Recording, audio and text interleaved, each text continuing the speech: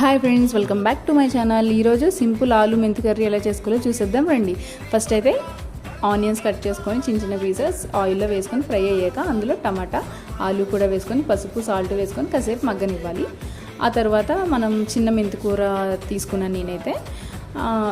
అవి కూడా వేసేసి కారం తగినంత వేసుకొని బాగా కలిపేసి తగినంత వాటర్ కూడా వేసుకొని మూత పెట్టేసుకొని అలా ఉడకనివ్వాలి. ఈ రెసిపీ అయితే నేను ఫస్ట్ టైం ట్రై చేస్తున్నాను ఫ్రెండ్స్, ఎందుకంటే ఇది మా అత్తమ్మ చేసేవాళ్ళంట, నా హస్బెండ్ చెప్పారు. నేను ఇప్పుడు ట్రై చేశాను, చాలా బాగా కుదిరింది, టేస్ట్ కూడా చాలా బాగుంది, చాలా సింపుల్గా కూడా అయిపోయింది. ఇదైతే రోటీస్కి, చపాతీస్కి, పుల్కాకి కూడా చాలా బాగుంటుంది. మేమైతే రైస్లో తీసుకున్నాం అనమాట. ఇదిగోండి ఇలా దగ్గరకు అయ్యే వరకు ఉడకనిచ్చుకొని స్టవ్ ఆఫ్ చేసేసుకోవడమే.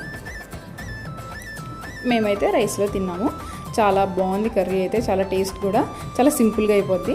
ఈ వీడియో కనుక నచ్చినట్టయితే మీకు like, share, subscribe to Mouni వంటశాల channel. Thanks for watching friends.